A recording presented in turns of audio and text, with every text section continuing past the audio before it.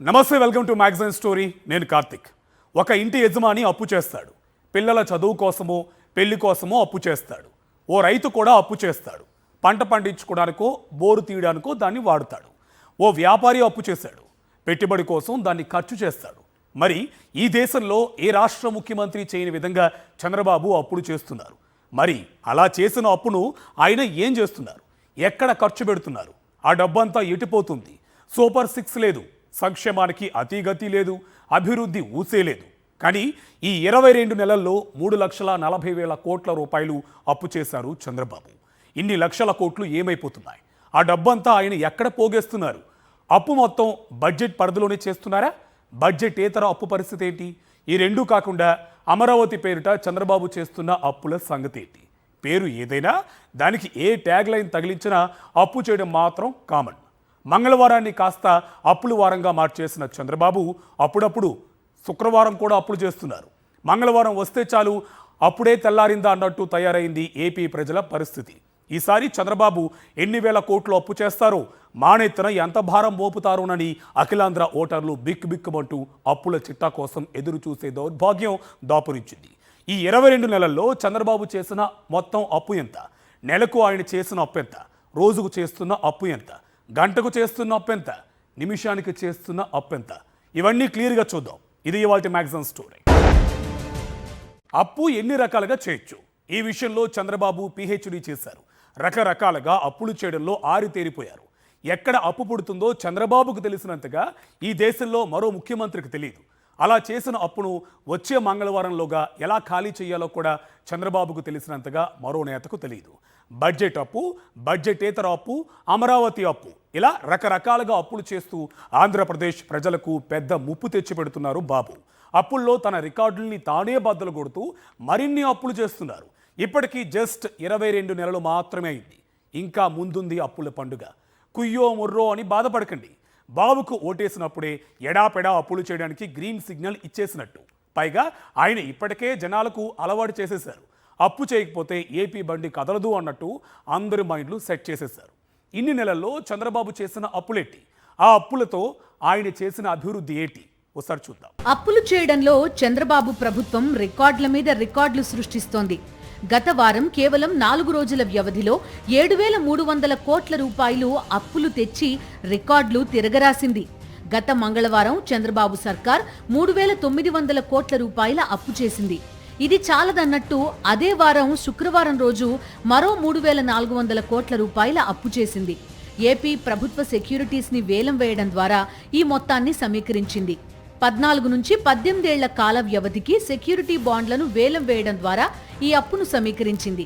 తాజా అప్పులతో కలిపితే చంద్రబాబు ప్రభుత్వం 22 నెలల్లో చేసిన అప్పు 3,40,621 కోట్ల రూపాయలకు చేరుకుంది. అంటే సగటున నెలకు 15,483 కోట్ల రూపాయలు అప్పు చేస్తోంది ఏపీ సర్కార్. రోజుకు చూసుకుంటే ఈ అప్పు భారం 516 కోట్ల రూపాయలు. అంటే గంటకు సగటున 22 కోట్ల రూపాయలు అప్పు చేస్తున్నారు చంద్రబాబు. ఇంకాస్త లోతుగా వెళ్తే నిమిషానికి 36 లక్షల రూపాయల అప్పన్నమాట. అంటే ఈ నిమిషానికి ఏపీ ప్రజలపై పడుతున్న భారం 36 లక్షలు. ఈ లెక్కన చూసుకుంటే చంద్రబాబు చేసిన అప్పుకు ఆంధ్రప్రదేశ్ ప్రజలు తమ సంపాదన నుంచి ప్రతి నిమిషం డబ్బు చెల్లిస్తున్నారన్నమాట. ఆశ్చర్యంగా ఉందా? మీరు షాక్ అయినా ఇదే నిజం. అంకెల సాక్షిగా మీ కళ్లకు కనిపిస్తున్న పచ్చి నిజమిది. ఆంధ్రప్రదేశ్లోని ప్రతి పౌరుడిపై చంద్రబాబు కూటమి సర్కారు మోపుతున్న అప్పు ముప్పు ఇది. ఇది కూడా కేవలం ఈ 22 నెలల అప్పు మాత్రమే.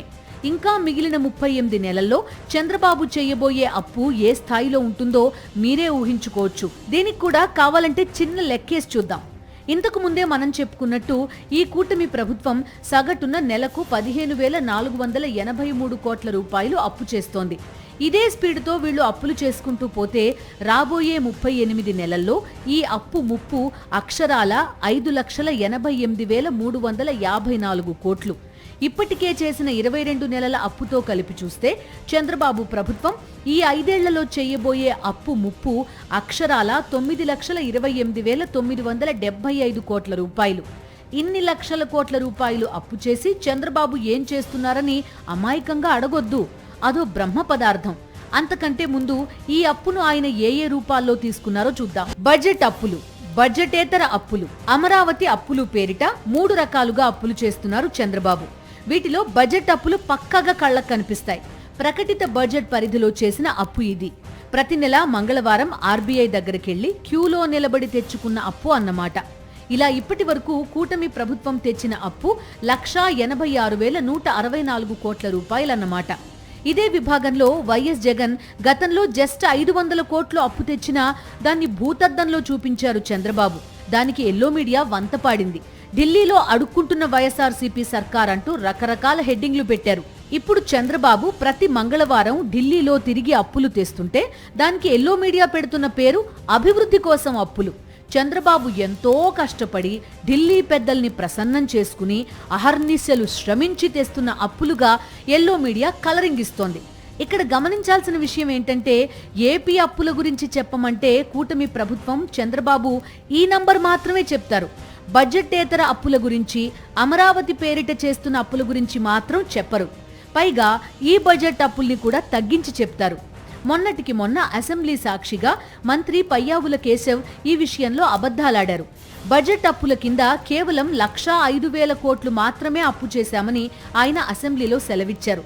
కానీ గత శుక్రవారం చేసిన అప్పుతో కలిపి కూటమి సర్కార్ చేసిన అప్పు అక్షరాల 1,86,164 కోట్ల రూపాయలు. ఇక బడ్జెటేతర అప్పు కూడా ఉంది.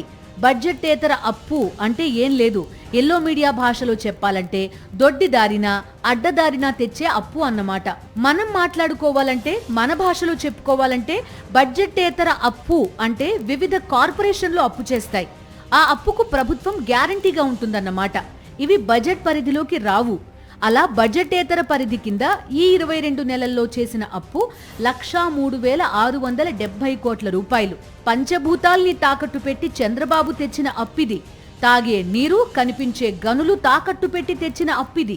Markfed, AP Jalajeevan mission, AP MDC, AP IIC, పౌర సరఫరాల సంస్థ, AP power finance corporation, AP beverages corporation బాండ్లు, AP CPDCL, AP SPDCL, AP power finance corporation, AP విమానాశ్రయాల అభివృద్ధి కార్పొరేషన్.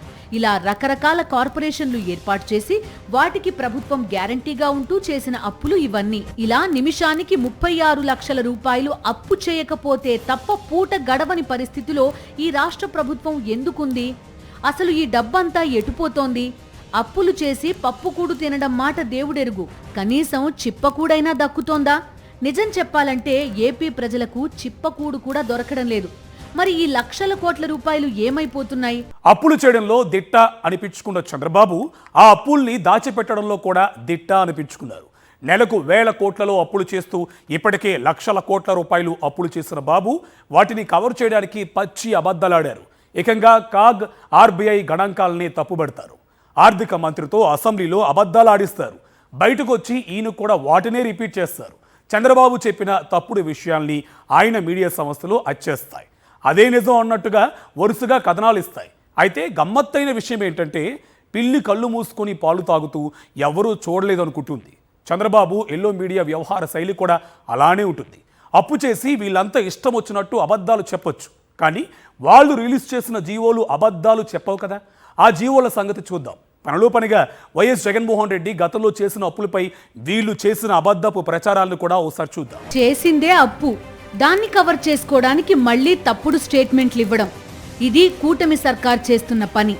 చంద్రబాబు ప్రభుత్వం తన అప్పులపై కూడా పచ్చి అబద్ధాలు చెప్తోంది. ఓవైపు చంద్రబాబు చేసిన అప్పులు జీవోలతో పాటు కళ్ల ముందు కనిపిస్తుంటే, మరోవైపు ఆయన మంత్రులు మాత్రం నోటికొచ్చిన అబద్ధాలు చెప్తారు.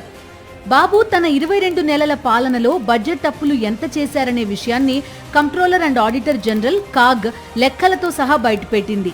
అటు రిజర్వ్ బ్యాంక్ ఆఫ్ ఇండియా ఎప్పటికప్పుడు చంద్రబాబు చేస్తున్న అప్పుల్ని అంకెలు, తేదీలతో సహా బయట పెడుతూనే ఉంది.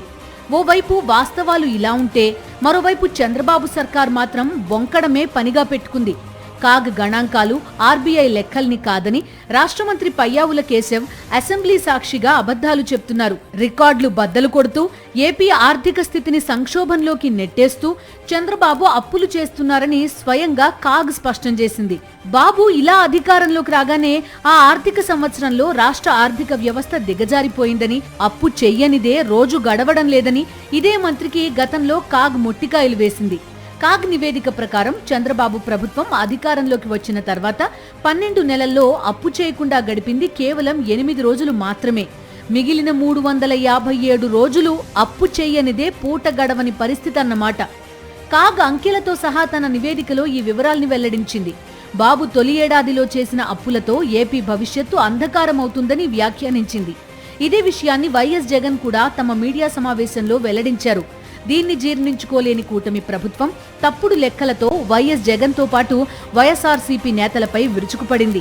కాగ్ నివేదికను సైతం పక్కన పెట్టి లేనిపోని ఆరోపణలతో డైవర్షన్ పాలిటిక్స్ కి తెరతీసింది. ఇదే పయ్యావుల గతంలో ఓ స్టేట్మెంట్ ఇచ్చారు. వైఎస్ఆర్సీపీ సర్కార్ దిగిపోయే నాటికి రాష్ట్ర అప్పులు కేవలం 6.32 లక్షల కోట్లు మాత్రమేనని ప్రకటించారు. ఎప్పుడైతే కాగ్ నివేదిక వచ్చిందో వైఎస్ జగన్ సీన్లోకి వచ్చారో ఇదే మంత్రి మాట మార్చారు. తన బాస్ చంద్రబాబు తరహాలోనే నాలుక మడత పెట్టేశారు. మీడియా సమావేశంలో మాట్లాడుతూ గత ప్రభుత్వం 9 లక్షల కోట్ల అప్పు చేసిందంటూ తప్పుడు స్టేట్మెంట్ ఇచ్చారు. అప్పట్లో పయ్యావులు చేసిన స్టేట్మెంట్స్ సంగతి పక్కన పెడితే చంద్రబాబు మాత్రం అప్పుల్లో బ్లాక్ బస్టర్ హిట్ కొట్టారు. It's not just record, this is all time record. అప్పులు చేయడంలో ఒలింపిక్స్ పెడితే ఇండియాకు గోల్డ్ మెడల్ తీసుకొస్తారు చంద్రబాబు. ఆ మధ్య చంద్రబాబు నాయుడు యోగా డే సందర్భంగా 100 కోట్ల ప్రజాధనాన్ని నీళ్లలా ఖర్చు చేసి ఈవెంట్ నిర్వహించారు. గిన్నిస్ రికార్డ్ సొంతం చేసుకోవడానికే ఆ ఈవెంట్ పెట్టానని ఆయనే చెప్పుకున్నారు. నిజానికి ఆయన గిన్నిస్ రికార్డ్ కోసం అంత కష్టపడక్కర్లేదు. అప్పుల్లోనే ఆయనకు గిన్నిస్ రికార్డ్ ఎప్పుడో వచ్చుంటుంది. కాకపోతే గిన్నిస్ బుక్ దీన్నింకా గుర్తించలేదంతే. ఆయన 5 ఏళ్లలో 9 లక్షల కోట్ల అప్పు చేయడం, ఈ రాష్ట్రాన్ని మరో సూడాన్ చేయడం ఖాయం అంటున్నారు విశ్లేషకులు. మరి ఇన్ని లక్షల కోట్లు అప్పులు చేసిన చంద్రబాబు నాయుడు ఆ డబ్బు ఏం చేశారు? ఈ ప్రశ్న మాత్రం వేయకూడదు. గట్టిగా అడిగితే వాళ్ళని అర్బన్ నక్సలైట్ ని చేస్తారు. వాళ్లపై రెడ్ బుక్ రాజ్యాంగాన్ని అమలు చేస్తారు. గమ్మత్తుగా ఈ విషయాన్ని జనసేన అధ్యక్షుడు పవన్ కళ్యాణ్ కూడా అడగరు. ప్రశ్నించడానికే పార్టీ పెట్టానని అప్పుడెప్పుడో 10 ఏళ్ల కిందట చెప్పుకున్న పవన్ చంద్రబాబుతో పొత్తు పెట్టుకున్నప్పుడే తన పార్టీ అజెండాను, ప్రశ్నించాలనే తన గుణాన్ని వదిలేశారు. కాబట్టి ఆయన చంద్రబాబుని ఈ అప్పు ముప్పుపై అస్సలు ప్రశ్నించరు. ఒకప్పుడు అమరావతి భూముల్ని చంద్రబాబు మింగేస్తున్నారంటూ ఆక్షేపించిన పవన్ నోటి నుంచి వచ్చిన ఈ మనసా వాచా స్టేట్మెంట్ చూసి జనం ముక్కున వేలేసుకుంటున్నారు. మరి ఇలాంటి వ్యక్తి అప్పుల గురించి చంద్రబాబుని ప్రశ్నిస్తారా? లక్షల కోట్లు అప్పు చేశారు. మరి ఆ డబ్బుతో కనీసం సూపర్ 6 గ్యారంటీల్ని పూర్తి స్థాయిలో అమలు చేశారా? సూపర్ 6 కాకుండా వందలాది హామీలు ఇచ్చారు. అవి కాక బోలెడు అభివృద్ధి చేస్తామన్నారు. ఎన్నికల హామీలు అమలు చేయడానికి సంపద సృష్టిస్తానన్నారు. ఆ విద్య తనకు మాత్రమే తెలుసంటూ సొంత డబ్బా కొట్టుకున్నారు. మరి ఆ హామీలు ఏమయ్యాయి? ప్రతి సంక్షోభాన్ని అవకాశంగా మలుచుకుని అభివృద్ధి చేస్తానన్నారు. కానీ దానికి రివర్స్ లో ప్రతి అవకాశాన్ని అప్పుగా మార్చుకుని రాష్ట్రాన్ని అప్పుల కుప్ప చేశారు. అలా తెచ్చిన లక్షల కోట్ల రూపాయల నుంచి కనీసం 1,00,000 మందికైనా నిరుద్యోగ భృతి ఇచ్చారా? దీపం పథకమైనా అమలు చేశారా అంటే అది కూడా పెద్ద గ్యాస్ అని తేలిపోయింది. ఇవి కాకుండా ఎన్నికల్లో ఇచ్చిన సంక్షేమ హామీలన్నీ అటక మీద దాచిపెట్టారు. చంద్రబాబు అంటే అభివృద్ధి, అభివృద్ధి అంటే చంద్రబాబు అంటూ గొప్పలు చెప్పారు. కనీసం రోడ్లపై గుంతలు పూడ్చలేకపోయారు. సంక్రాంతి నుంచి రోడ్లను అద్దాల్లా మెరిసేలా చేసేస్తానన్నారు. 2 సంక్రాంతులు గడిచిపోయాయి. లక్షల కోట్లు అప్పు చేశారు. వాటిలోంచి 1% కాదు 0.5% నిధులు కేటాయించినా రాష్ట్రం మొత్తం రోడ్లు బాగుపడేవి. కానీ రోడ్లు అలానే ఉన్నాయి. చేసిన అప్పు మాత్రం ఎటుపోయిందో తెలీదు. ఇన్ని లక్షల కోట్ల అప్పు చేశారు. కనీసం ఒక్క మెడికల్ కాలేజ్నైనా ప్రభుత్వ ఖర్చుతో కట్టొచ్చు కదా? కనీసం 90% పూర్తయిన కాలేజీలకైనా నిధులివ్వచ్చు కదా? ఆ పని మాత్రం చంద్రబాబు చెయ్యరు.